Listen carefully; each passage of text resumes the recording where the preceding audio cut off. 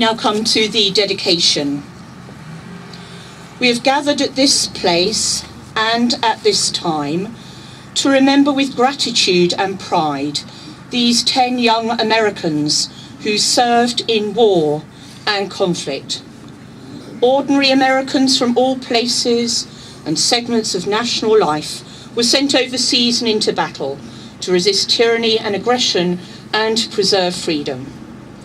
Today we especially honour the memory of all American airmen who died in the service of our nation in this campaign and war. We remember them and we honour their memory. Today we call on all of you here to recognise the service to our nation given by all war veterans. We dedicate ourselves to the ideals for which our nation fought in many wars. We value freedom and peace. And we look to the day when more and more ordinary men and women in the world may enjoy freedom, live in peace with their fellow citizens, and rejoice in the life that God has given them. We remember with pride these 10 young men who paid the supreme sacrifice in the defence of our freedom. Distinguished guests, ladies and gentlemen, today we take pause to recognize 2 significant events. The first lasted just a few moments, while the other has lasted a lifetime. The first event is now etched in stone in front of you in remembrance of the sacrifice of 10 brave American airmen who gave their lives in a worldwide fight against tyranny and oppression. The Ellis crew departed from their aerodrome in the early morning of 12 August 1944 en route to support the Allied effort in Western Europe. They never made it to their objective, nor did they make it back to their aerodrome. Instead, Lieutenant Ellis made a split-second decision, surely supported by his 9 crewmates, to steer their ailing Liberator away from this beautiful village and its many homes and citizens. This memorial now stands for all to visit and to remember. The second event I mentioned is the fruition of a lifetime's work to erect this beautiful and fitting memorial. I'd like to take just a few moments and publicly recognize Mr. Ernie Havis. Mr. Havis has been determined and driven with purpose for 66 plus years to establish a memorial to honor the American Liberator crew that he witnessed crash at this very location, or should I say about a half mile from here, as Mr. Pritchard corrected me earlier. It was certainly a significant emotional event for a 15-year-old boy, because he vowed at that time to not rest until these men were properly recognized for their sacrifice. Well, Ernie, you can now rest. Your endeavor is complete. I would like to take just a minute and present Mr. Havis with a token of the appreciation of the American people.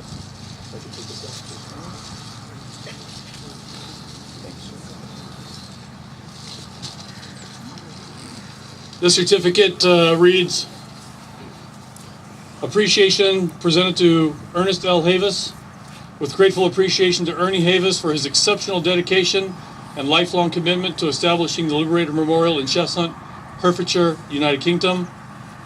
You recognize the selfless sacrifice of 10 U.S. airmen who lost their lives on August 12, 1944, after steering their aircraft away from the town of Chestnut and its hundreds of citizens.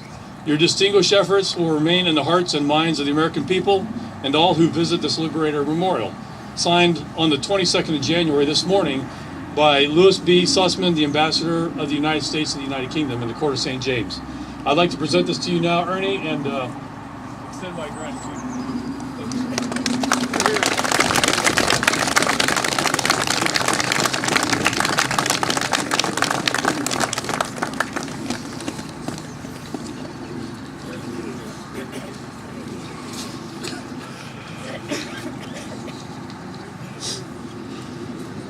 Of course, I know that certificate will be hanging on a wall in memory of this dedication and to all the people in this community that have helped to support the erection of this memorial. In closing, I want to say it is a humbling experience to stand here in front of you as an American military officer as you honor our countrymen and my fellow servicemen.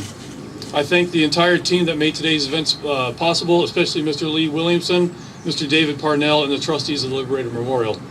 It is a privilege to represent the United States as you dedicate this memorial and know that our nation and the families and friends of the Liberator crew are grateful for the recognition you have bestowed upon them. Thank you, and may God bless you.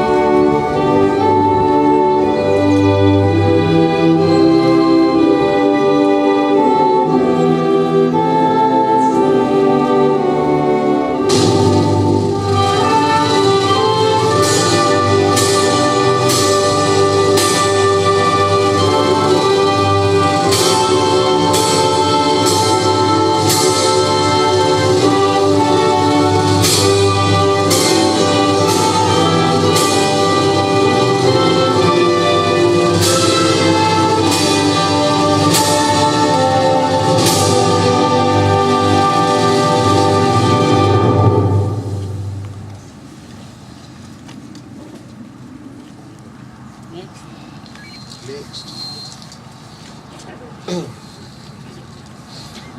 Distinguished guests, ladies and gentlemen, Mr. Ernie Havis.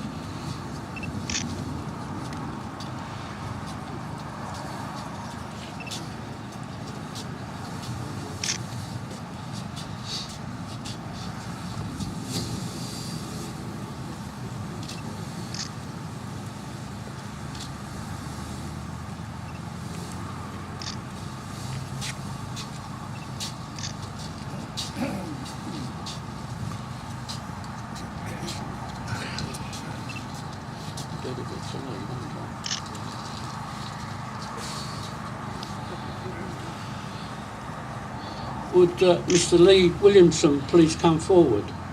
I'd be honoured to have him stand by my side. Ladies and gentlemen, you may wonder, after all the years, how this memorial come about. I will tell you the story. My friend Lee was in my home having some cup of tea with me, and the postman delivered a letter. And the letter was yet another refusal for a grant to build this memorial. Lee asked me to tell him the story, and I told him the story of what I witnessed that day when I was a 15-year-old lad, and I could see he was really moved. And he said, it's time the memorial was built. He said, what I'm going to do, he said, I'm going to finance this.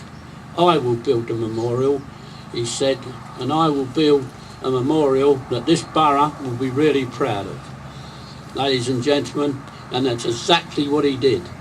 It was his money, his